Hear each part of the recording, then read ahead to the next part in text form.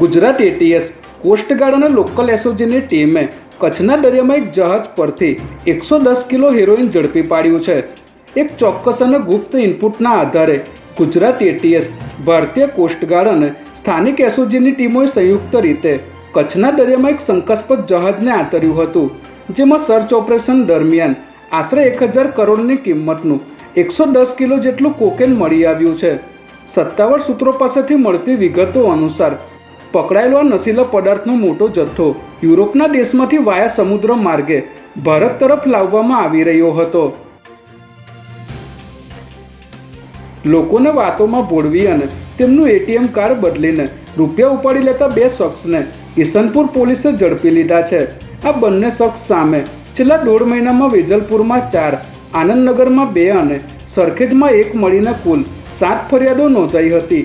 ઝડપાયેલા બંને શખ્સમાંથી એક શખ્સ બહાર રેકી કરતો હતો અને બીજો શખ્સ એટીએમ મશીનમાં ખામી હોવાનું, સ્લીપ ન નીકળતી હોવાનું અથવા નાણાકીય લેવડ દેવડમાં મદદ કરવાનું બહાનું કાઢીને લોકોને વાતોમાં ભોળવી લેતા હતા અને તેમનો પિન નંબર જાણીને ઓરિજિનલ કાર્ડની જગ્યાએ અન્ય કોઈ વ્યક્તિના નામનું ડમી કાર્ડ પકડાવી દઈ રૂપિયા ઉપાડી લેતા હતા।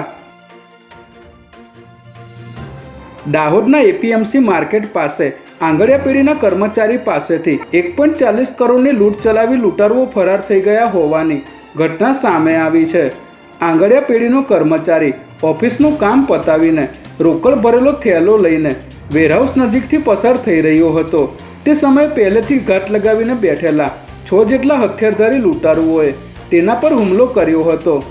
નંબર પ્લેટ વગરની 2 પલ્સર મોટરસાઇકલ પર આવેલા લૂંટારુએ કર્મચારીને આંતરી તેના પર હુમલો કરી રોકડ ભરેલો થેલો આંચકી લઈ ફરાર થઈ ગયા હતા। સમગ્ર મામલે પોલીસે ગુનો દાખલ કરી આરોપીઓને ઝડપી લેવા ચક્રો ગતિમાન કર્યા છે।